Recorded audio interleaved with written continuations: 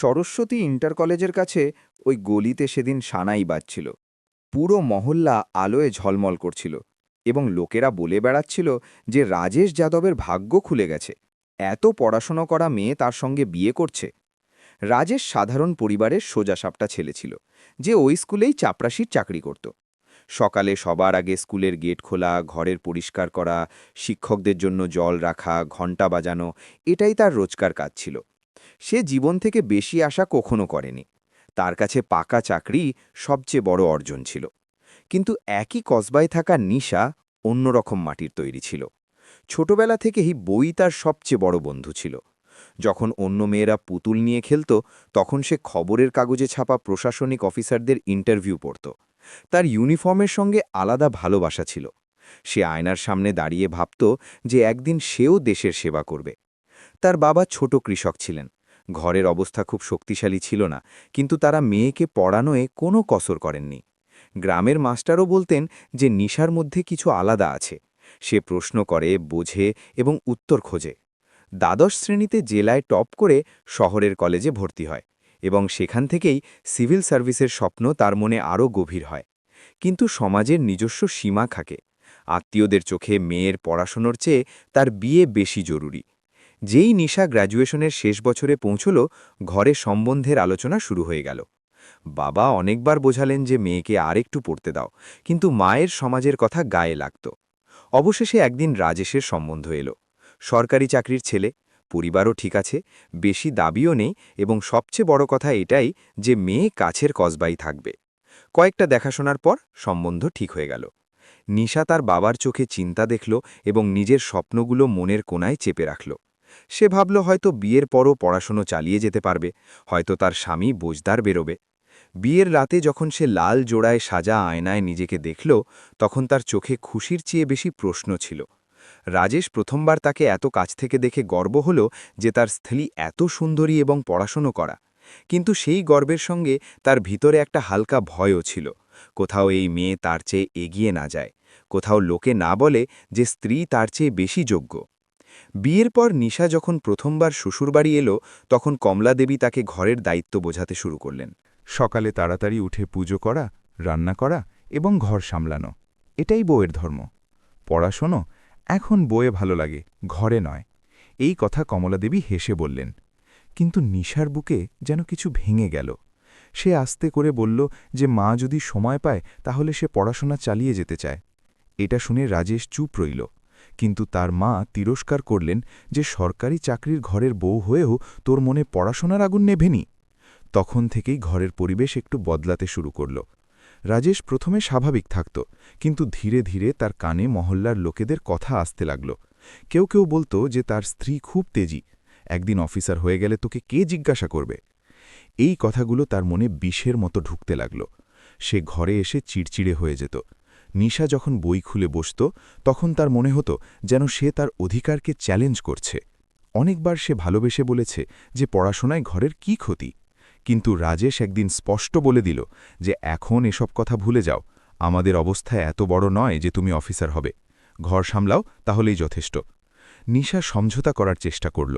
সে দিনভর ঘরের কাজ করত এবং রাতে সবাই ঘুমিয়ে গেলে আস্তে করে বই বের করত। ছোট টেবিল ল্যাম্পের আলোয় সে পড়তে থাকত। তার স্বপ্ন এখনও মরেনি, শুধু লুকিয়ে গিয়েছিল। কিন্তু এটা লুকিয়ে রাখা অনেকদিন সম্ভব ছিল না। এক রাতে কমলাদেবী জল নিতে উঠে বউকে বইয়ে ডুবে থাকতে দেখলেন। সকাল হতেই তিনি রাজেশকে উত্তেজিত করে দিলেন যে তোর বউ তোর কথা শোনে না, এখনই চোখ দেখাচ্ছে, কালকে মাথায় চড়ে বসবে। রাজেশের ভিতরের ভয় রাগে পরিণত হল। সে বইগুলো তুলে ছুঁড়ে ফেলে দিয়ে বলল যে হয় এই ঘর বেছে নাও, নয়তো এই বেকার স্বপ্ন। সেই মুহূর্তে নিশার চোখ থেকে অশ্রু ঝরে পড়ল। সে প্রথমবার আওয়াজ তুলল যে স্বপ্ন বেকার হয় না, মানুষকে জীবন্ত রাখে। এই কথাটা রাজেশকে আরও বিঁধল। তার মনে হল যেন তার পুরুষত্বকে চ্যালেঞ্জ করা হয়েছে। ঝগড়া এত বেড়ে গেল যে দুজনের মধ্যে অনেক দিন কথা বন্ধ হয়ে গেল। ঘরে নীরবতা নেমে এলো। মহল্লাতেও খবর ছড়িয়ে গেল যে পড়াশোনা করা বউ ঘরে অশান্তি আনছে। সমাজ সবসময় সহজ সিদ্ধান্ত নেয়। কেউ ভাবল না যে একটা মেয়ে তার স্বপ্নের জন্য লড়ছে। এক সন্ধ্যায় কথা এত বেড়ে গেল যে রাজেশ রাগে এসে 3বার তালাক বলে দিল। সে নিজেও বুঝতে পারল না যে সে কি করে ফেলেছে, কিন্তু কথা বেরিয়ে গিয়েছিল। কমলা দেবীও তাকে থামানোর চেষ্টা করলেন না, বরং বললেন যে এমন জেদি মেয়ের থেকে মুক্তি পাওয়াই ভালো। সেই রাতে নিশা কিছু না বলে নিজের জিনিসপত্র গুছিয়ে নিল। তার কাছে বেশি কাপড়ও ছিল না, শুধু কিছু বই আর কিছু স্মৃতি ছিল। সে শেষবার সেই ঘর দেখল যেখানে সে নতুন জীবনের আশা করেছিল। রাজেশ দরজায় দাঁড়িয়েছিল। তার মুখে রাগ ছিল, কিন্তু চোখে হালকা ঘাবড়ানিও ছিল। হয়তো তার অনুভব হয়েছিল যে সে কিছু হারাচ্ছে, কিন্তু তার অহংকার তাকে থামাতে পারল না। নিশা কিছু না বলে দরজা পার করে চলে গেল। বাইরে অন্ধকার ছিল, কিন্তু তার ভিতরে কোথাও একটা হালকা আলো বেঁচেছিল। মায়ের বাড়ি পৌঁছনোর পর তাকে নানা রকম চোখের সামনে পড়তে হলো। আত্মীয়রা ফিসফিস করে বলতো যে পড়াশোনার অহংকার ছিল, তাই ঘর টেকেনি। কেউ কেউ তাকেই দোষারোপ করতে থাকল। তার বাবার চোখে কষ্ট ছিল, কিন্তু তারা মেয়েকে কিছু জিজ্ঞাসা করলেন না, শুধু এতটুকু বললেন যে তুই ক্লান্ত হয়ে গেছিস, বিশ্রাম নে। সেই রাতে নিশা প্রথমবার খুলে কেঁদে ফেলল। তার মনে হলো যেন সব শেষ হয়ে গেছে, কিন্তু সেই কান্নার মধ্যেও সে নিজের ভিতরে এক নতুন জেদ জন্ম নিতে অনুভব করল। সে ঠিক করল যে এখন সে কারও বোঝা হবে না, না সমাজের কথায় ভয় পাবে, না কারও তিরস্কারে ভেঙে পড়বে। যে স্বপ্নকে সে চেপে রেখেছিল সেটাই এখন তার শক্তি হবে। পরের দিন সে নিজের বইগুলো আবার গুছিয়ে রাখল এবং আয়নায় নিজেকে দেখল। সেখানে সে ভাঙা মেয়েকে দেখল না, বরং এক এমন নারী দেখল যে ছাই থেকে উঠে দাঁড়াতে প্রস্তুত। ইধার রাজেশের ঘরেও নীরবতা ছিল। মহল্লার লোকেরা নানা রকম কথা বানাত। কেউ তার পিঠ চাপড়ে বলল যে ভালো করেছিস, পড়াশোনা করা মেয়েরা ঘর সামলাতে পারে না। কিন্তু যখন সে রাতে একা হতো, তখন তার মনে পড়ত যে নিশা প্রতি সকালে চুপচাপ তার জন্য চা রেখে দিত। কিভাবে একবার বলেছিল যে সে চায় তার স্বামীও উন্নতি করুক। এখন ঘরে সেই চায়ের কাপ খালি পড়ে থাকত এবং ঘরের কোণে বইয়ের জায়গা খালি ছিল। কিন্তু রাজেশ নিজের মনের আওয়াজ চেপে রাখল। সে নিজেকে বোঝালো যে সে ঠিক করেছে, কিন্তু সত্যি এটাই যে সে এমন একটা চারাগাছ উপড়ে ফেলেছে যেটা ফল দেওয়ার ছিল। আর এই মোড়েই গল্পের প্রথম অধ্যায় শেষ হয়, যেখানে একদিকে অহংকার সম্পর্ক ভেঙে দিয়েছে এবং অন্যদিকে ভাঙা সম্পর্ক এক নতুন শুরুর ভিত্তি গড়ে দিয়েছে। আগে চললেই ভিত্তি এমন এক ইমারত হবে যার উচ্চতা দেখে সেই লোকেরাই অবাক হয়ে যাবে যারা কখনো তার সাহস নিয়ে প্রশ্ন তুলেছিল। এখনকার জন্য এতটুকুই যে নিশা তার অশ্রু মুছে ফেলেছে এবং তার চোখে আবার সেই চমক ফিরে আসছে যা কখনো বইয়ের পাতায় হারিয়ে যেত। এখন পার্থক্য শুধু এতটুকুই যে এবার সেই স্বপ্নকারও অনুমতির অপেক্ষায় নেই, সেটা তার নিজের, এবং সেটা পাওয়ার জন্য সে প্রত্যেক কষ্ট, প্রত্যেক তিরস্কার এবং প্রত্যেক অসুবিধার মধ্য দিয়ে যেতে প্রস্তুত। এটাই তার জীবনের আসল শুরু ছিল। মায়ের বাড়ি ফিরে আসার পরের প্রথম দিনগুলো নিশার জন্য কোনো লম্বা এবং ভারী রাতের মতো ছিল, যেখানে সকালের আলো আসতে অনেক দেরি হয়।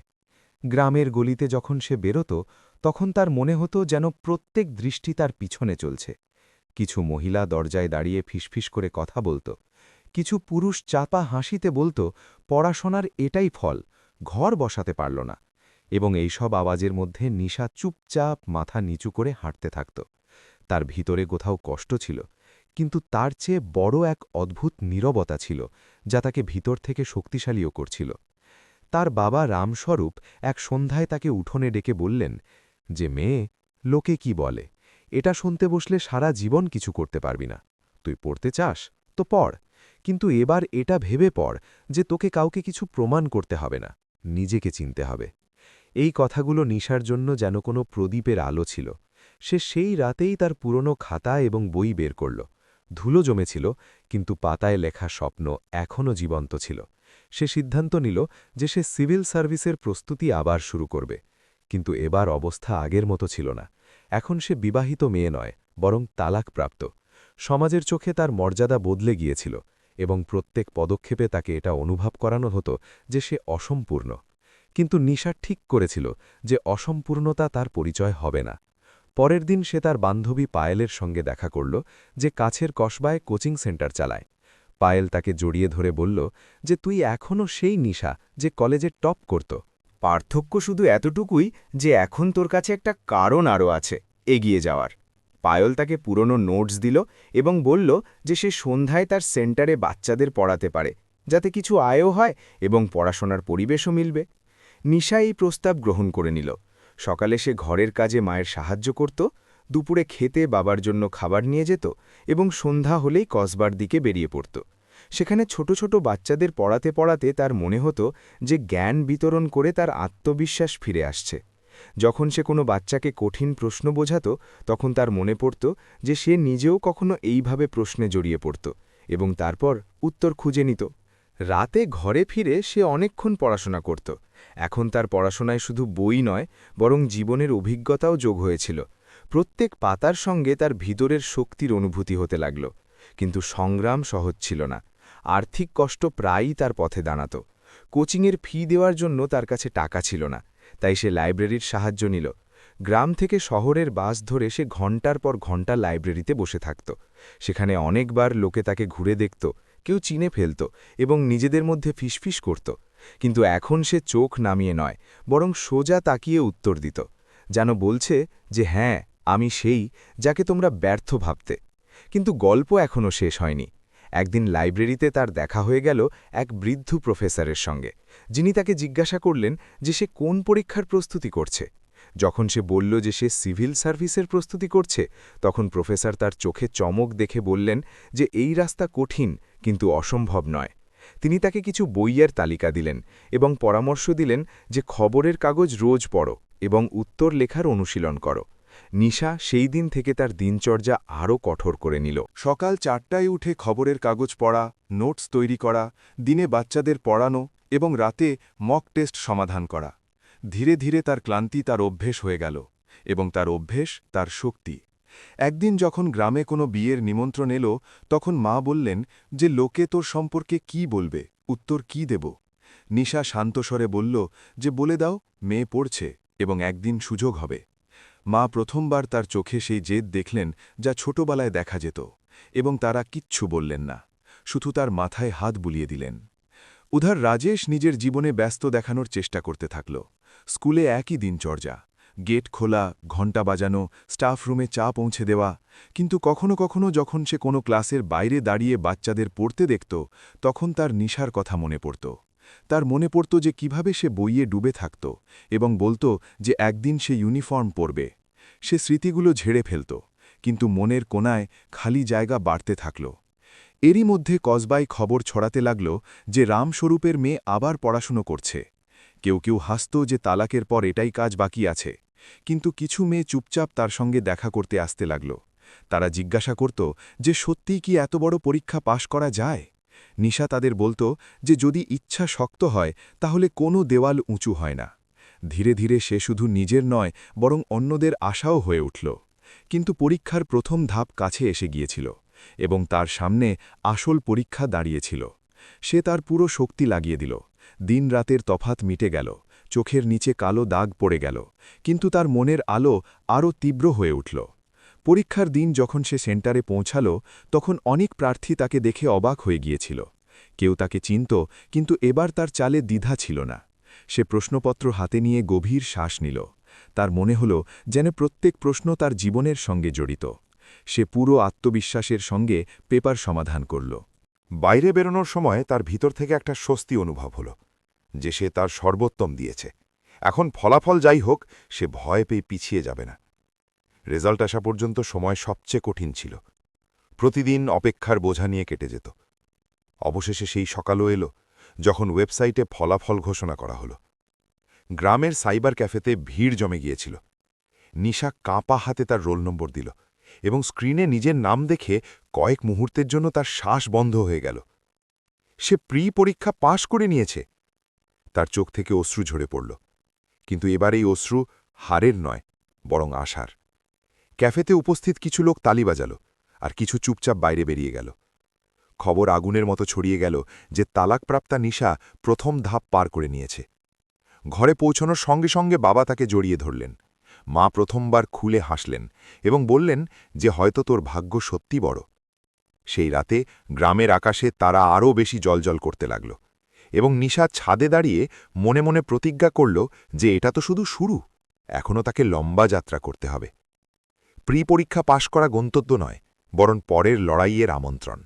এখন তাকে মেইনসের প্রস্তুতি করতে হবে, যা আরও কঠিন। কিন্তু তার ভিতরের ভয় এখন বিশ্বাসে পরিণত হয়েছে। সে নিজের ঘরের দেওয়ালে বড় অক্ষরে লিখল যে হার মানা বিকল্প নয়, এবং প্রতি সকালে সেই বাক্য পড়ে দিন শুরু করত। এখন লোকে তাকে তিরস্কার কম আর প্রশ্ন বেশি করত। কিভাবে পড়াশুনো করো, কত ঘন্টা দাও, কোন বই পড়ো, এবং সে ধৈর্যের সঙ্গে সবাইকে উত্তর দিত। কারণ এখন তার বোঝা হয়ে গিয়েছিল যে সমাজ সেই বদলায় যে নিজে বদলানোর সাহস রাখে। দ্বিতীয় অংশের সমাপ্তি এখানেই হয়, যেখানে এক অপমানিত মেয়ে নিজেকে আবার দাঁড় করিয়ে নিয়েছে। সে প্রথম পড়াও পার করে নিয়েছে, কিন্তু আসল পরীক্ষা এখনও বাকি। তার সামনে আরও কঠিন রাস্তা, আর্থিক সংকট, পারিবারিক দায়িত্ব, মানসিক চাপ। কিন্তু এখন তার পা টলবে না, কারণ সে জেনে গেছে যে যখন মানুষ নিজের উপর বিশ্বাস করে নেয় তখন দুনিয়ার কোনো শক্তি তাকে দীর্ঘদিন আটকে রাখতে পারে না, এবং এই বিশ্বাসই তাকে সেই মুকাম পর্যন্ত নিয়ে যাবে যেখানে তার অতীতের সঙ্গে আবার মুখোমুখি হবে। কিন্তু সেদিন তার পরিচয় বদলে যাবে, তার চাল বদলে যাবে, এবং সবচেয়ে বড় কথা, তার চোখে দ্বিধা নয় বরং অধিকারের চমক থাকবে। এখনকার জন্য সে নিজের বইয়ের সঙ্গে বসে আছে এবং প্রত্যেক পাতার সঙ্গে নিজের ভবিষ্যতের ইমারত গড়ছে। প্রি পরীক্ষা পাশ করার পর নিশার জীবনে যেন এক নতুন অধ্যায় খুলে গিয়েছিল, কিন্তু তার ভালো করে জানা ছিল যে আসল লড়াই এখন শুরু হয়েছে। কারণ মেইন্স পরীক্ষা শুধু জ্ঞানের নয়, বরং ধৈর্য, অনুশাসন এবং মানসিক দৃঢ়তারও পরীক্ষা। গ্রামে এখন লোকে তাকে আলাদা চোখে দেখতে শুরু করেছে। যারা আগে তিরস্কার করত তারাই এখন জিজ্ঞাসা করে যে প্রস্তুতি কিভাবে করো, কত ঘন্টা পড়ো, কোন বই জরুরি। কিন্তু নিশা জানত যে এখন উৎসব করার সময় নয়। সে নিজের ঘরের দেওয়ালে লাগানো ক্যালেন্ডারে মেন্স পরীক্ষার তারিখ লাল কলম দিয়ে ঘিরে রেখেছিল, এবং প্রতিদিন সেই তারিখ দেখে নিজেকে মনে করিয়ে দিত যে সময় খুব কম। সে নিজের দিনচর্যা আরও কঠোর করে নিয়েছে।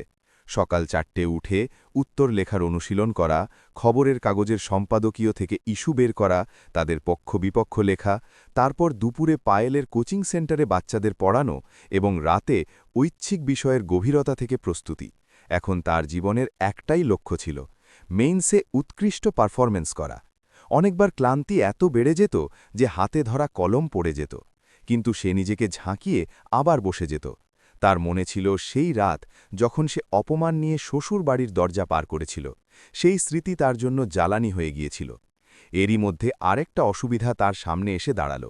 তার বাবা রামস্বরূপ হঠাৎ অসুস্থ হয়ে পড়লেন। খেতে কাজ করতে করতে তাদের তীব্র ঘূর্ণি এলো এবং তারা পড়ে গেলেন। ডাক্তার বললেন যে তাদের বিশ্রাম দরকার, এবং ওষুধের খরচও কম নয়। ঘরের আর্থিক অবস্থা আগে থেকেই দুর্বল ছিল, এখন ওষুধের বোঝাও যোগ হয়ে গেল।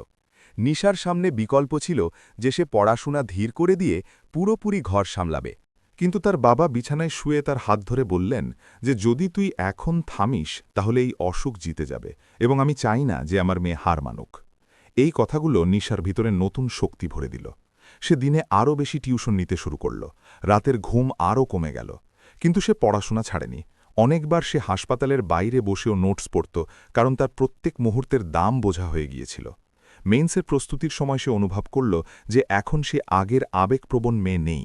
তার উত্তরে এখন শুধু বইয়ের জ্ঞান নয়, বরং জীবনের অভিজ্ঞতাও ঝলকাত। যখন সে প্রবন্ধ লিখত তখন তাতে সংগ্রামের সত্যতা থাকত, যখন সে সমাজের প্রশ্নের উত্তর দিত তখন তাতে নিজের গ্রামের ছবি থাকত, এবং যখন প্রশাসনিক নৈতিকতা নিয়ে লিখত তখন তাতে তার ভাঙা সম্পর্ক এবং সেখান থেকে পাওয়া শিক্ষা যোগ হতো। পরীক্ষার দিন কাছে এলো তখন তার ভিতরে ঘাবড়ানিও ছিল, কিন্তু তার চেয়ে বেশি আত্মবিশ্বাস ছিল। সেন্টারে পৌঁছনোর সময় সে আকাশের দিকে তাকিয়ে মনে মনে প্রার্থনা করল যে তার পরিশ্রম অনুসারে ফল পায়। প্রশ্নপত্র খুলতেই সে গভীর শ্বাস নিয়ে উত্তর লিখতে শুরু করল। 3 ঘণ্টা কখন কেটে গেল তার খেয়ালই ছিল না। প্রত্যেক পেপারের পর সে বাইরে বেরোত। তখন অন্য প্রার্থীরা আলোচনায় লেগে যেত, কিন্তু নিশা চুপ থাকত, কারণ সে জানত যে এখন যা হওয়ার হয়ে গেছে। পরীক্ষা শেষ হতেই এক অদ্ভুত খালি অনুভূতি তার ভিতরে নেমে এলো, যেন মাসের পর মাস যে দৌড় চলছিল সেটা হঠাৎ থেমে গেছে। এখন অপেক্ষা ছিল ফলাফলের, এবং তার চেয়েও কঠিন ছিল ইন্টারভিউয়ের মুখোমুখি হওয়া, কারণ তার জানা ছিল যে সেখানে শুধু জ্ঞান নয় বরং ব্যক্তিত্বেরও পরীক্ষা হবে।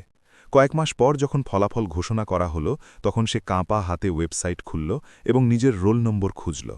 এবারও তার নাম তালিকায় ছিল। সে মেইন্স পরীক্ষা পাশ করে নিয়েছে।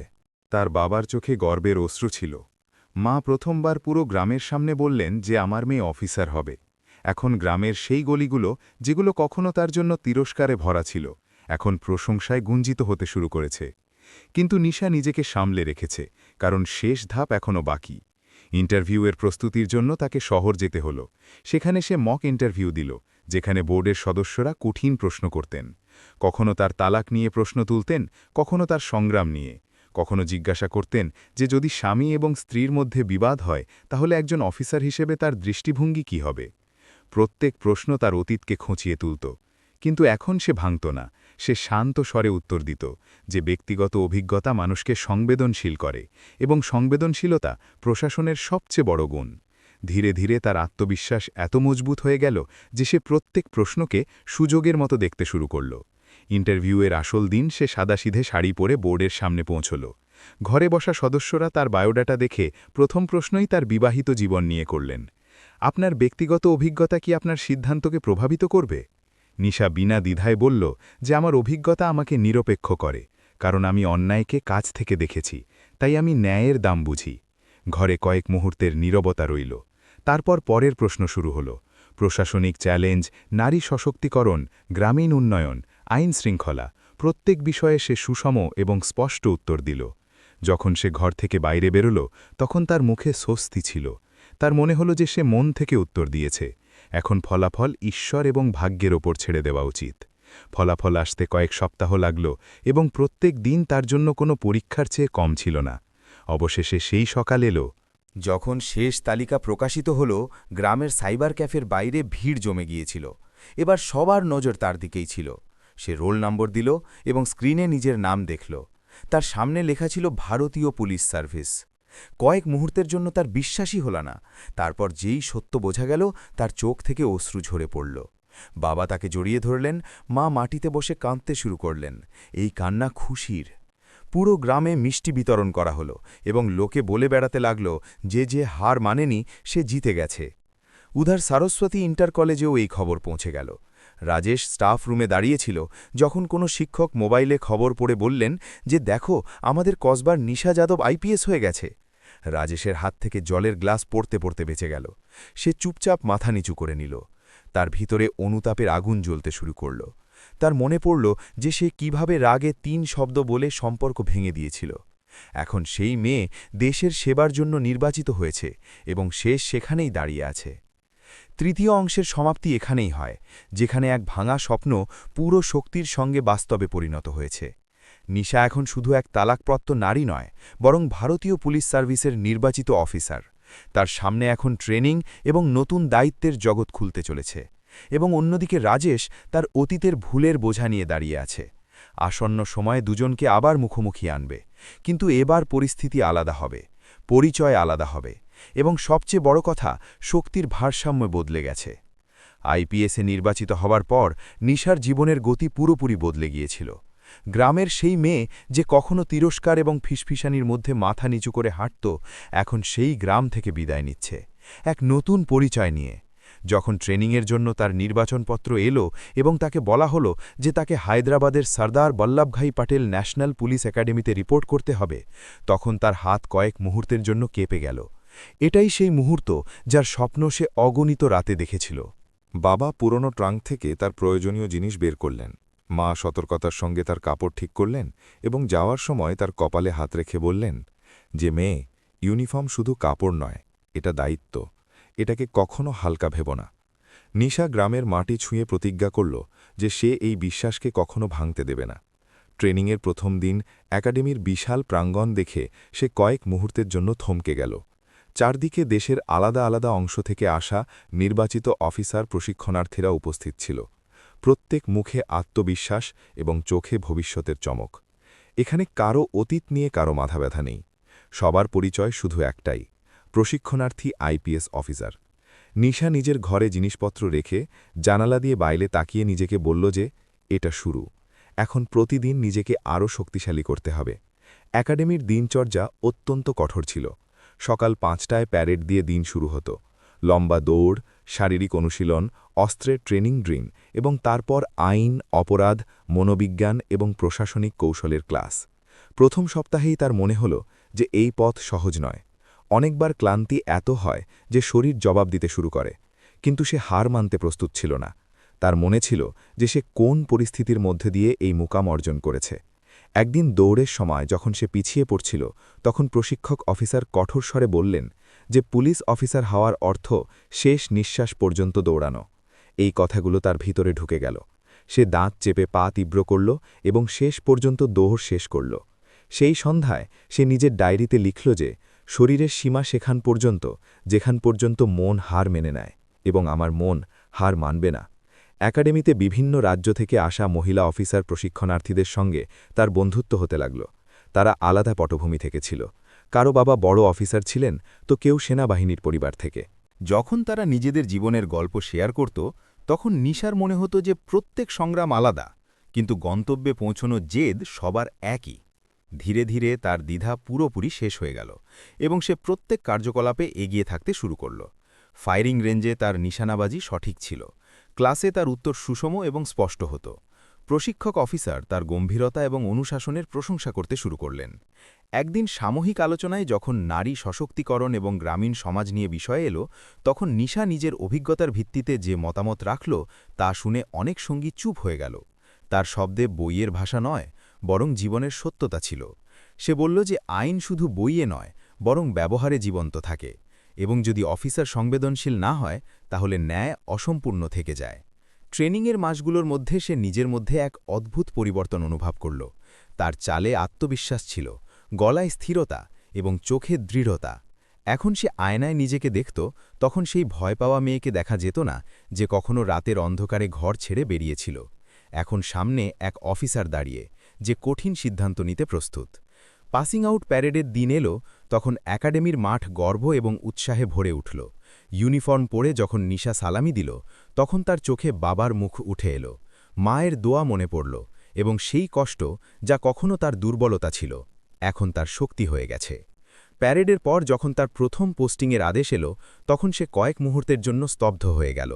তার নিয়োগ একই রাজ্যের এক জেলায় হয়েছে, যা তার শ্বশুরবাড়ির জেলার সঙ্গে যুক্ত। এটা কাকতালীয় না ভাগ্যের খেলা সে বুঝতে পারল না, কিন্তু সে সিদ্ধান্ত নিল যে সে তার অতীতকে তার কর্তব্যের মধ্যে আসতে দেবে না। নতুন পোস্টিংয়ে পৌঁছানোর সঙ্গে সঙ্গে তার আনুষ্ঠানিকভাবে স্বাগত হয়। জেলা পুলিশ অধীক্ষক কার্যালয়ে সিনিয়র অফিসাররা তাকে অভিনন্দন জানালেন এবং আইন শৃঙ্খলার অবস্থা বোঝালেন। জেলায় কয়েকটা স্কুলে ছাত্রবৃত্তি এবং ফান্ডের অপব্যবহারের অভিযোগও লম্বিত ছিল, যার তদন্তের দায়িত্ব তাকে দেওয়া হল। যখন সে ফাইল খুলল, তখন একটা নাম দেখে তার হৃদয় এক মুহূর্তের জন্য থেমে গেল। সরস্বতী ইন্টার কলেজ, সেই স্কুল যেখানে রাজেশ চাপরাশি ছিল। সে ফাইল বন্ধ করে গভীর শ্বাস নিল। এটাই সেই জায়গা যেখান থেকে তার জীবনের কষ্ট শুরু হয়েছিল, এবং এখন সেই জায়গা তার দায়িত্বের পরিধির মধ্যে। সে নিজেকে মনে করিয়ে দিল যে সে এখানে প্রতিশোধ নিতে আসেনি, বরং ন্যায় করতে এসেছে। পরের দিন যখন সে সরকারি গাড়িতে বসে পরিদর্শনের জন্য বেরোল, তখন তার সঙ্গে পুরো পুলিশ স্টাফ ছিল। যখন সরস্বতী ইন্টার কলেজের সামনে থামল, তখন স্কুলে হইচই শুরু হয়ে গেল। শিক্ষক এবং কর্মচারীরা লাইনে দাঁড়িয়ে গেল।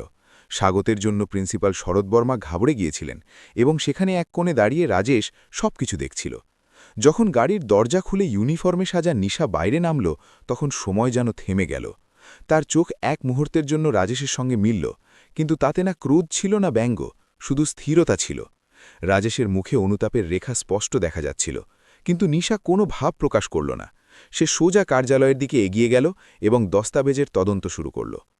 চতুর্থ অংশের সমাপ্তি এই মোড়েই হয়, যেখানে ইউনিফর্ম এবং অতীত মুখোমুখি দাঁড়িয়ে। একদিকে আরেক দায়িত্ব, অন্যদিকে স্মৃতি, কিন্তু নিশা স্পষ্ট করে দিয়েছে যে তার পরিচয় এখন শুধু এক অফিসারের। আগের গল্পে এই সংঘাত আরও গভীর হবে এবং ন্যায়ের কসটিতে সম্পর্কের আসল পরীক্ষা হবে।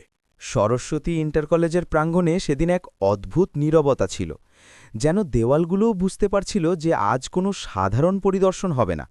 ইউনিফর্মে সাজা নেশা যখন কার্যালয়ের চেয়ারে বসল, তখন তার সামনে ফাইলের স্তূপ রাখা হলো।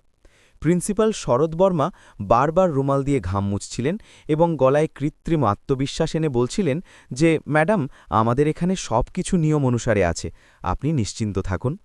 নিশা কোনো ভাব ছাড়াই বলল যে নিশ্চিন্ত তো তদন্ত শেষ হওয়ার পরই হওয়া যাবে। সে একটা দস্তাবেজ মনোযোগ দিয়ে দেখতে শুরু করল। ছাত্রবৃত্তির রেজিস্টারে অনেক নাম এমন ছিল যাদের সামনে স্বাক্ষর মিলছিল না। কিছু অ্যাকাউন্টে টাকা জারি দেখাচ্ছিল, কিন্তু ছাত্রদের বয়ান আলাদা গল্প বলছিল। সে তুরন্ত সম্পর্কিত ছাত্রদের ডেকে পাঠাল এবং আলাদা ঘরে তাদের বয়ান নথিভুক্ত করল। অনেক বাচ্চা ভয়ে ভয়ে বলল যে তাদের পুরো টাকা দেয়নি, তাদের অর্ধেক টাকা দিয়ে বাকি ফেরত নিয়ে নিতে বলা হয়েছিল। নিশার চোখে কঠোরতা নেমে এলো। এটা শুধু কাগজই গড়বড় নয়, এটা গরিব বাচ্চাদের ভবিষ্যতের সঙ্গে ছিনিমিনি। সে অ্যাকাউন্ট সেকশনের ফাইল ডেকে পাঠালো এবং ব্যাংক স্টেটমেন্টের মিলান শুরু করালো। সেখানে এক কোণে দাঁড়িয়ে রাজেশ এসব দেখছিল। তার মুখে ঘাবড়ানি ছিল, কারণ কিছু দস্তাবেজে চাপরাশি হিসেবে তার স্বাক্ষরও ছিল, যা টাকা বিতরণের সময় সাক্ষী হিসেবে নথিভুক্ত ছিল। তার মনে পড়ল যে অনেকবার প্রিন্সিপাল তাকে কাগজে সই করতে বলেছে এবং সে না পড়ে সই করে দিয়েছে। তার কি জানা ছিল যে সেই কাগজে জালি এন্ট্রি আছে? যখন তদন্ত এগোলো, তখন এক গুরুত্বপূর্ণ ফাইলে বড় আকারের ফান্ড ট্রান্সফারের উল্লেখ মিলল, যা স্কুল উন্নয়নের নামে দেখানো হয়েছিল। কিন্তু স্কুলের অবস্থা জরাজীর্ণ। ক্লাসের ছাদ টপকাচ্ছিল, শৌচালয়ের অবস্থা খারাপ এবং খেলার মাঠ শুকনো পড়েছিল। নিশা কঠোর স্বরে জিজ্ঞাসা করল যে এই টাকা কোথায় খরচ হয়েছে। শরৎ বর্মা গোল মেলে উত্তর দিলেন যে নির্মাণ কাজ প্রক্রিয়ায় আছে এবং কিছু পেমেন্ট অগ্রিম দেওয়া হয়েছে। কিন্তু যখন সম্পর্কিত ঠিকাদারদের সঙ্গে যোগাযোগ করা হলো, তখন অনেক নম্বর বন্ধ পাওয়া গেল এবং কিছু নাম কাল্পনিক বেরোল। এখন মামলা গুরুতর হয়ে গিয়েছে। নিশা তুরন্ত বিশেষ টিম গঠন করে দস্তাবেজ জব্দ করার আদেশ দিল এবং ব্যাংক অ্যাকাউন্ট অস্থায়ীভাবে ফ্রিজ করার প্রক্রিয়া শুরু করালো। এরই মধ্যে মিডিয়ায় খবর লাগল এবং স্কুলের বাইরে ভিড় জমতে শুরু করল। খবর ছড়িয়ে গিয়েছিল যে জেলার নতুন আইপিএস অফিসার নিজে তদন্ত করছেন। এরই মধ্যে এক দস্তাবেজ সামনে এলো, যাতে ছাত্রবৃত্তি বিতরণের দিনের তালিকা ছিল এবং তাতে রাজেশের নাম প্রধান সাক্ষী হিসেবে নথিভুক্ত ছিল। সঙ্গে কিছু এন্ট্রিতে তার লেখার সঙ্গে মিলে যাওয়া স্বাক্ষর ছিল। নিশা শান্ত স্বরে রাজেশকে ডেকে পাঠাল। যখন সে সামনে এলো, তখন তার চোখ নিচু ছিল। নিশা আনুষ্ঠানিক ভঙ্গিতে জিজ্ঞাসা করল যে আপনি কি এই কাগজে স্বাক্ষর করেছেন? রাজেশ কাঁপা গলায় বলল যে হ্যাঁ ম্যাডাম, কিন্তু আমার জানা ছিল না যে টাকায় গড়বড় আছে। আমাকে যা বলা হয়েছে আমি তাই করেছি। এটা শুনে ঘরে উপস্থিত অফিসাররা একে অপরের দিকে তাকাতে লাগল। নিশা কোনো ব্যক্তিগত ভাব ছাড়াই বলল যে আইন অজান্তে হয়ে যাওয়া অবহেলাকেও গুরুত্বের সঙ্গে দেখে, কিন্তু সত্যতা সামনে আসা জরুরি। সে রাজেশের কাছ থেকে বিস্তারিত জিজ্ঞাসাবাদ করল এবং দেখল যে সে সত্যি কাগজের গভীরতা বুঝত না এবং প্রিন্সিপালের কথায় দস্তাবেজে সই করে দিত। অন্যদিকে ব্যাংক ট্রানজ্যাকশনের বিশ্লেষণ স্পষ্ট দেখাচ্ছিল যে টাকা সরাসরি প্রিন্সিপালের আত্মীয়ের অ্যাকাউন্টে ট্রান্সফার হয়েছে এবং পরে নগদ তুলে নেওয়া হয়েছে। এখন শরৎ বর্মার মুখ ফ্যাকাশে হয়ে গিয়েছিল। তারা সাফাই দিতে চেষ্টা করলেন যে এটা প্রশাসনিক ভুল, কিন্তু সাক্ষ্য তাদের বিরুদ্ধে দাঁড়িয়েছিল। নিশা গ্রেফতারের প্রক্রিয়া শুরু করার আদেশ দিল। পুলিশ টিম যথাযথ কাগজি কাজ সম্পূর্ণ করে শরৎ বর্মাকে হেফাজতে নিয়ে নিল। স্কুল প্রাঙ্গণে দাঁড়িয়ে শিক্ষক এবং কর্মচারীরা স্তব্ধ হয়ে গিয়েছিল। রাজেশ একদিকে দাঁড়িয়ে এসব দেখছিল। তার ভিতরে আবেগের ঝড় চলছিল। তার অনুভব হচ্ছিল যে যদি আজ নিশা নিরপেক্ষ না হতো, তাহলে সেও গুরুতর অভিযোগে ফেঁসে যেতে পারত। তদন্তের পর স্পষ্ট হয়ে গেল যে রাজেশের ভূমিকা প্রত্যক্ষ অপরাধে ছিল না, বরং অবহেলার, এবং তার বিরুদ্ধে বিভাগীয় সতর্কতার সুপারিশ করা হল। কিন্তু ফৌজদারি অভিযোগ মূলত প্রিন্সিপালের বিরুদ্ধেই সিদ্ধ হয়েছে। এই পুরো ঘটনাক্রমের সময় নিশা কোথাও নিজের অতীতের উল্লেখ করেনি। সে পুরোপুরি অফিসারের মতো ব্যবহার করেছে। সন্ধ্যায় যখন সে স্কুল থেকে বাইরে বেরোল, তখন মিডিয়া তাকে ঘিরে ধরে জিজ্ঞাসা করল যে এটা কি সত্যি যে এই স্কুলের সঙ্গে তার ব্যক্তিগত সম্পর্ক ছিল। নিশা সুষম স্বরে বলল যে একজন অফিসারের সম্পর্ক শুধু আইনের সঙ্গে হয় এবং ন্যায়ের চেয়ে বড় কোনো সম্পর্ক হয় না। এই বয়ান পরের দিন খবরের কাগজের শিরোনাম হয়ে গেল। উধার রাজেশ সারা রাত ঘুমাতে পারল না। তার মনে পড়ল যে সে কিভাবে রাগে তালাক দিয়েছিল এবং কিভাবে আজ সেই নারী তাকে আইনের দায়রায় নিরপেক্ষভাবে দেখছে। পরের সকালে সে সাহস জোগাড় করে জেলা কার্যালয়ে পৌঁছল এবং দেখা করার অনুরোধ জানাল। যখন সে ঘরে ঢুকল, তখন কয়েক মুহূর্ত দুজনের মধ্যে নীরবতা রইল। রাজেশ ধীর স্বরে বলল যে আমি ক্ষমা চাইতে এসেছি, সেই দিনের জন্য এবং আজকের জন্যেও। আমি তোমার স্বপ্নকে ছোট ভেবেছি এবং নিজেকে বড়, কিন্তু আজ বুঝতে পেরেছি যে মানুষের উচ্চতা তার পদ থেকে নয়, তার চিন্তা থেকে হয়। নিশা শান্ত স্বরে উত্তর দিল যে এই কার্যালয় ব্যক্তিগত সম্পর্কের জায়গা নয়, এখানে শুধু কর্তব্যের কথা হয়। আপনি যা করেছেন তার ফল আপনি ভোগ করে নিয়েছেন এবং আমি যা করছি সেটা আমার দায়িত্ব। যদি সত্যি প্রায়শ্চিত্ত করতে হয় তাহলে আগে থেকে কোনো ভুল কাজের অংশ হয়েও না এবং নিজের জীবনকে সৎভাবে বাঁচো। রাজেশের চোখে অশ্রু ছিল, কিন্তু সে মাথা নিচু করে বলল যে এখন থেকে তাই করব। পঞ্চমংশের সমাপ্তি এই মোড়েই হয় যেখানে আইন তার কাজ করেছে এবং ব্যক্তিগত ইতিহাস ন্যায়ের পথকে প্রভাবিত করেনি। স্কুলে সংস্কারের প্রক্রিয়া শুরু হয়ে গেছে, বাচ্চাদের তাদের অধিকার মিলছে এবং জেলায় বার্তা ছড়িয়ে গেছে যে নতুন অফিসার আপোস করবে না। অন্যদিকে রাজেশের ভিতরে অনুতাপের আগুন তাকে বদলানোর দিকে ঠেলছে। আসন্ন সময় দেখাবে যে এই পরিবর্তন কত গভীর এবং অতীতের ছাই থেকে কোনো নতুন সম্পর্ক জন্ম নিতে পারে নাকি দুজনে নিজেদের পথে এগিয়ে যাবে। কিন্তু এতটুকু নিশ্চিত যে এখন গল্প প্রতিশোধের নয় বরং আত্মসম্মানের, এবং এটাই এই যাত্রার সবচেয়ে বড় জয়। শরৎ বর্মার গ্রেপ্তারের পর পুরো জেলায় হইচই শুরু হয়ে গিয়েছিল। খবরের কাগজের শিরোনাম ছিল যে ছাত্রবৃত্তি কেলেঙ্কারিতে বড় অ্যাকশন হয়েছে এবং তদন্ত সরাসরি আইপিএস অফিসার নিশার তত্ত্বাবধানে চলছে। স্কুলের বাইরে যেখানে কখনো শিথিল অনুশাসন এবং অবহেলা দেখা যেত, সেখানে এখন ব্যবস্থা কঠোর হয়ে গেছে। শিক্ষা বিভাগের টিম রোজ পরিদর্শন করছে এবং যে ছাত্রদের টাকা আটকে ছিল তাদের আবার যাচাইয়ের পর পেমেন্টের প্রক্রিয়া শুরু করে দেওয়া হয়েছে। নিশা রোজ সন্ধ্যায় কেস ডায়েরি দেখত এবং প্রত্যেক বিন্দুর পর্যালোচনা করত। তার কাছে এটা শুধু একটা ফাইল নয়, বরং সেই বাচ্চাদের ভবিষ্যৎ মনে হতো যাদের স্বপ্নের সঙ্গে ছিনিমিনি হয়েছে। উধার রাজেশের জীবনেও পরিবর্তনের শুরু হয়ে গিয়েছে। বিভাগীয় সতর্কতার পর সে আরও সতর্ক হয়ে গিয়েছে। সে প্রত্যেক দস্তাবেজ মনোযোগ দিয়ে পড়ত এবং কোনো কাগজে সই করার আগে প্রশ্ন করত। তার সহকর্মীরা আগে তাকে সাধারণ ভাবত, কিন্তু এখন তার মধ্যে আসা গম্ভীরতা দেখে অবাক হয়ে গিয়েছে। রাতে ঘরে ফিরে সে নিজের মা কমলাদেবীর সামনে চুপচাপ বসে থাকত। কমলাদেবীও সময়ের সঙ্গে অনেক কিছু বুঝে নিয়েছেন। তাদের অনুভব হয়েছে যে বউকে তারা জেদি ভেবেছিলেন সেই আজ পুরো জেলার সম্মান হয়ে গেছে। এক সন্ধ্যায় তারা ধীরস্বরে বললেন যে ভুল শুধু তোর নয়, আমিও তাকে বোঝার চেষ্টা করিনি। এটা শুনে রাজেশের চোখ ভরে এল, কিন্তু এখন অনুতাপের চেয়ে বেশি জরুরি ছিল নিজেকে বদলানো। এরই মধ্যে মামলায় এক নতুন মোড় এল। তদন্তের সময় জানা গেল যে ছাত্রবৃত্তি কেলেঙ্কারিতে কিছু বাইরের লোকেরও যোগসাজশ আছে, যাদের সম্পর্ক এক স্থানীয় ঠিকাদারের সঙ্গে। এই ঠিকাদার আগেও অনেক সরকারি প্রকল্পে গড়বড়ের অভিযোগে জড়িয়েছিল, কিন্তু কখনও ঠোস সাক্ষ্য মেলেনি।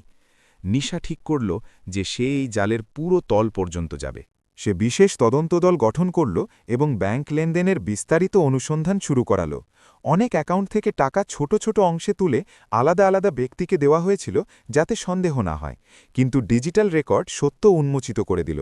তদন্তের সময় কিছু চাপও আসতে লাগল। স্থানীয় নেতারা অপ্রত্যক্ষভাবে বার্তা পাঠালেন যে মামলা বেশি না তোলা হয়, কিন্তু নিশা স্পষ্ট বলল যে আইন সবার জন্য সমান এবং কারও চাপ গ্রহণ করা হবে না। এক রাতে যখন সে কেসের ফাইল পড়ছিল, তখন তার কাছে এক গোপন কল এলো, যাতে সতর্ক করা হয়েছিল যে সে এই মামলা এগিয়ে নেওয়া থেকে বিরত থাকুক। কিন্তু সে ভয় পাওয়ার মেয়ে নয়, সে তুরন্ত কল ট্রেস করার আদেশ দিল এবং নিরাপত্তা ব্যবস্থা কঠোর করে দিল। পরের দিন প্রেস কনফারেন্সে সে স্পষ্ট বলল যে তদন্ত নিরপেক্ষ হবে এবং কোনো দোষীকে ক্ষমা করা হবে না। এই বয়ানের পর জেলায় তার সম্মান আরও বেড়ে গেল। লোকে বুঝতে শুরু করল যে সে শুধু পদের কারণে নয়, বরং নিজের নীতির কারণে শক্তিশালী। উধার রাজেশের ভিতরে এক আলাদা সংগ্রাম চলছিল। সে অনেকবার ভাবত যে তাকে কি নিশার সঙ্গে আবার ব্যক্তিগতভাবে কথা বলা উচিত, কি সে তার কাছে ক্ষমা চেয়ে নিজের অপরাধবোধ হালকা করতে পারবে। কিন্তু প্রত্যেকবার তার মনে পড়ত যে সে নিজেই সেই সম্পর্ক ভেঙেছে এবং এখন তার অধিকার নেই। সে শুধু দূর থেকে দেখতে পারে যে নারীকে সে কখনো আটকে রেখেছিল সেই আজ কতজনকে এগিয়ে যাওয়ার রাস্তা দেখাচ্ছে। একদিন স্কুলে ছাত্রীদের জন্য বিশেষ জাগরণ কর্মসূচি আয়োজন করা হলো, যাতে নিশা প্রধান অতিথি ছিলেন। তিনি মঞ্চ থেকে বললেন যে জীবনে ব্যর্থতা এবং অপমান শেষ নয়, সেগুলো শুধু মোড়। আসল পরিচয় এটাই যে আপনি সেই মোড়ে কী সিদ্ধান্ত নেন। তাদের কথা শুনে অনেক মেয়ের চোখে চমক এলো। রাজেশও পিছনে দাঁড়িয়ে এই বক্তৃতা শুনছিল। তার মনে হল যেন প্রত্যেক শব্দ তার জন্য। কর্মসূচির পর কিছু ছাত্রী তার কাছে এসে বলল যে আমরাও বড় অফিসার হতে চাই। সত্যি কি এটা সম্ভব? রাজেশ প্রথমবার হেসে বলল যে যদি পরিশ্রম এবং সাহস থাকে তাহলে সব সম্ভব। এটা বলার সময় তার ভিতর থেকে স্বস্তি মিলল, কারণ সে জানত যে সে সত্য বলছে। তদন্ত এগোলে ঠিকাদার এবং তার দুই সহযোগীরও গ্রেফতার হয়ে গেল। আদালতে সাক্ষ্য মজবুত ছিল এবং মামলা দ্রুত এগোল। এই পুরো প্রক্রিয়ায় নিশা প্রত্যেক পদক্ষেপ আইন অনুসারে নিয়েছে। সে নিশ্চিত করেছে যে কোনো নির্দোষকে শাস্তি না হয় এবং কোনো দোষীকে ছাড় না পায়। এটাই তার সবচেয়ে বড় পরীক্ষা ছিল, কারণ ব্যক্তিগত অতীত সত্ত্বেও তাকে নিরপেক্ষ থাকতে হয়েছে। এক সন্ধ্যায় জেলা কার্যালয়ের জানালা দিয়ে বাইরে তাকিয়ে তার পুরনো দিনের স্মৃতি মনে পড়ল, কিন্তু এবার সেই স্মৃতিতে কষ্ট কম এবং শিক্ষা বেশি। সে অনুভব করল যে যদি সে সেই দিন ভেঙে পড়ত তাহলে আজ এই দিন আসত না। ষষ্ঠ অংশের সমাপ্তি এই অবস্থায় হয় যেখানে ন্যায়ের প্রক্রিয়া তার শেষ পর্যায়ে। দোষীদের উপর শিকঞ্জা কষে গেছে এবং জেলায় ব্যবস্থার বার্তা স্পষ্ট। অন্যদিকে রাজেশের ভিতরে পরিবর্তন স্থায়ী রূপ নিয়েছে। সে এখন নিজের সীমা চিনে সৎভাবে বাঁচতে চায় এবং নিশা তার কর্তব্যের পথে অটল। আগের শেষ অংশ ঠিক করবে যে এই গল্পের উপসংহার শুধু আইনি জয় হবে নাকি জীবনেরও কোনো নতুন অধ্যায় খুলবে যেখানে সম্মান এবং আত্মসম্মান দুটোই তাদের সঠিক জায়গা পাবে। মামলার শুনানির শেষ দিন জেলা আদালতের বাইরে অস্বাভাবিক ভিড় ছিল।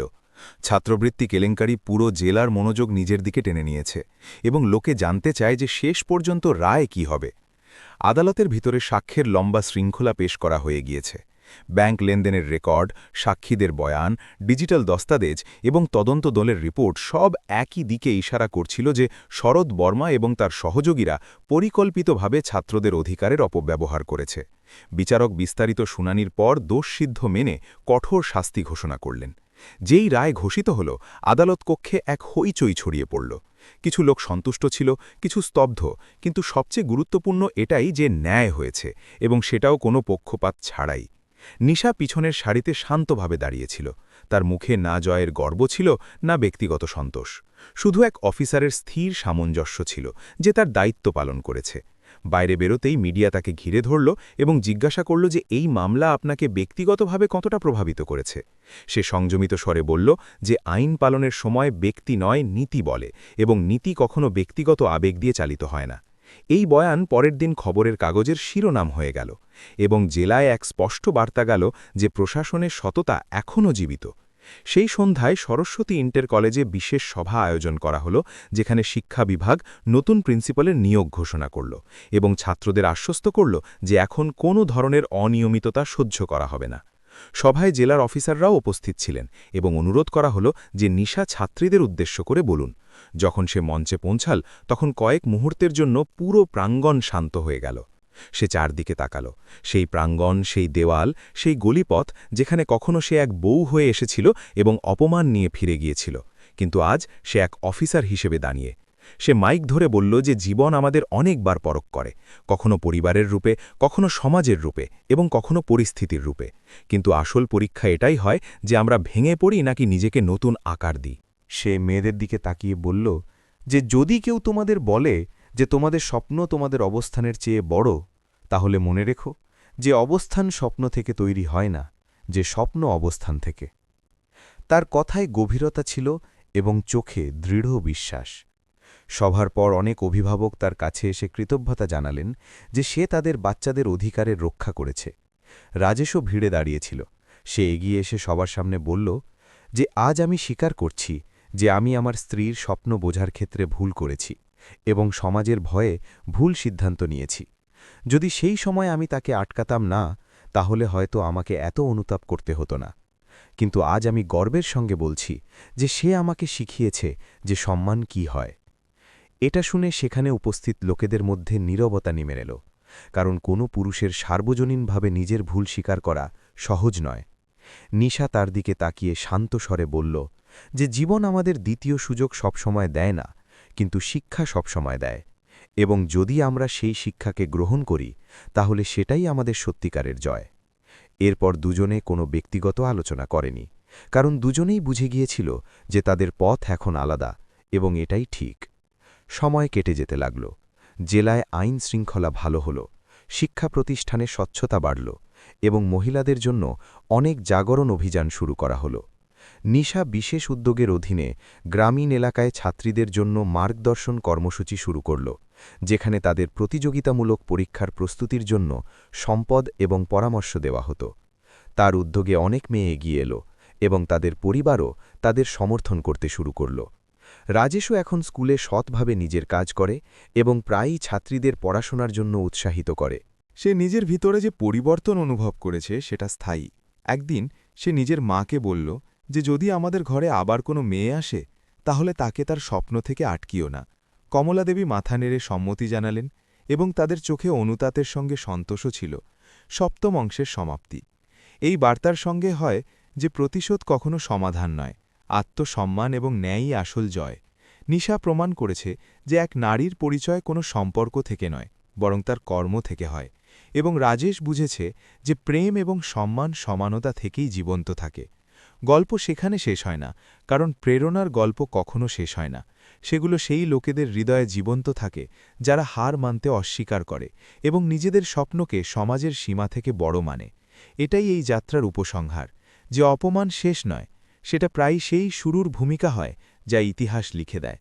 বন্ধুরা, যদি তোমাদের এই গল্প পছন্দ হয়ে থাকে এবং তোমাদের মনে হয় যে পরিশ্রম এবং আত্মসম্মান দিয়ে জীবন বদলে যেতে পারে, তাহলে এই ভিডিওটাকে যত বেশি সম্ভব শেয়ার করো, যাতে প্রত্যেক সেই মেয়ের কাছে এই বার্তা পৌঁছে যায় যে তার স্বপ্ন চেপে বসে আছে, এবং প্রত্যেক সেই মানুষের কাছেও পৌঁছে যায় যে কারো স্বপ্নকে ছোট ভাবে।